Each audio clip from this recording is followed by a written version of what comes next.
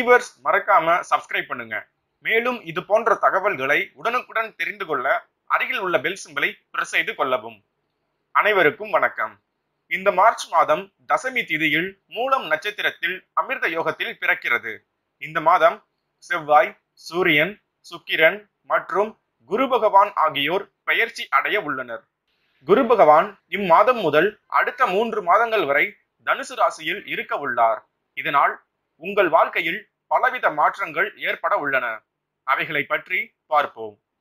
வேகத்துக்கும் வீரத்துக்கும் சொந்தக்காரர்களான விருச்சிக ராசி அன்பர்களே, இந்த மாதம் சூரிய பகவான் வரும் மார்ச் 15ஆம் தேதி அன்று கும்ப ராசியில் இருந்து மீன ராசிக்கு பெயர்ச்சி அடைகிறார்.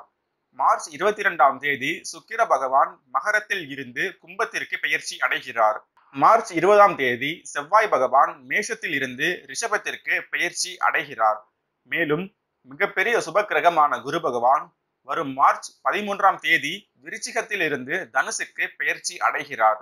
தொடர்ந்து ராகு பகவான் உங்கள் ராசிக்கு 8ஆம் இடத்தில் இருக்க உள்ளார். இதனால் நெருப்பு சம்பந்தப்பட்ட விஷயங்களை கையாளும் பொழுது சற்று கவனமுடன் இருப்பது அவசியமான ஒன்றாகும். மறைமுக வருமானம் இந்த மாதம் அதிகரிக்கும். லஞ்சம், வட்டிக்கு விடுதல் போன்றவை சிறப்பாக நடைபெறும். இருப்பினும் ராகு மாட்டியும் விடுவார் என்பதை மறந்துவிட வேண்டாம். மேலும் மாதத்தின் பிற்பகுதியில் நடக்கும் குரு பெயர்ச்சியால் குரு பகவானின் பார்வையை ராகு பகவான் பெறுகிறார். இதனால் ராகுவினால் ஏற்பட்டு வரும் பிரச்சனைகள் நீங்கும். அடுத்த 3 மாதங்களுக்கு ராகுவினால் எவ்வித பிரச்சனையும் இல்லை. குரு பெயர்ச்சிக்கு பின் அடுத்த 3 மாதங்களுக்கு லஞ்சம் முதலானவற்றை தவிர்ப்பது மாட்டிக்கொள்ளாமல் இருப்பதற்கு வழிவகை செய்யும். கேது மற்றும் சனி பகவான் ஆகியோர் தனுசு ராசியிலேயே இணைந்து இருக்கின்றனர்.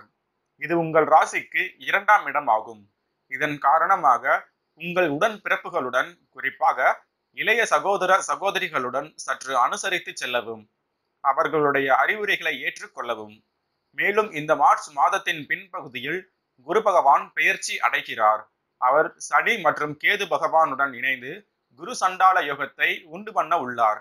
மேலும் குரு பகவானின் இந்த பெயர்ச்சியால் உங்களுக்கு புதிய வாகனங்கள், புதிய சொத்துக்கள் கிடைப்பதில் சிக்கல்கள் அல்லது தாமதங்கள் ஆகலாம். கவலை வேண்டாம். குரு பகவான் சனி மற்றும் கேதுவுடன் இருப்பது அவ்வளவு நல்லதல்ல. இருப்பினும் தன்னுடைய சொந்த வீடான தனுசு ராசியில் இருப்பது குருவிற்கு அதிக பலத்தினை தரும். செவ்வாய் பகவானை குரு பகவான் பார்ப்பதனால், மேலும் உங்கள் ராசிக்கு 6ஆம் இடத்தை பார்ப்பதால் சட்ட விஷயங்களில் சற்று கவனமுடன் இருக்கவும். தேவையற்ற வாக்குவாதங்கள், சண்டைகளை தவிர்க்கவும். அண்டை அயலாரிடம் நட்புறவை பேணவும். சுக்கிர பகவான் இந்த மாதம் உங்கள் ராசிக்கு 3ஆம் இடத்தில் இருந்து 4ஆம் இடத்திற்கு பெயர்ச்சி அடைகிறார். இதனால் உங்கள் தாய் விரும்பியதை வாங்கி தந்து மகிழ்வீர்கள். புதிய வீடுகள், சொத்துக்கள், பொருட்கள் முதலியவை ஒரு சிலருக்கு கிடைக்கும். சூரிய பகவான் உங்கள் ராசிக்கு 5ஆம் இடத்திற்கு இந்த மாதம் பெயர்ச்சி அடைகிறார்.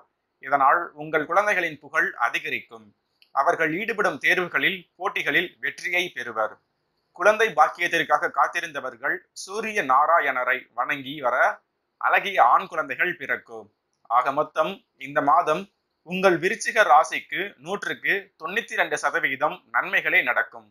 மேலும் பல நன்மைகள் நடக்க மகா விஷ்ணுவை வணங்கி வரவும். இந்த மார்ச் மாதம் நடைபெறும் மகா சிவராத்திரி அன்று சிவ பூஜையில் கலந்து கொள்ளவும்.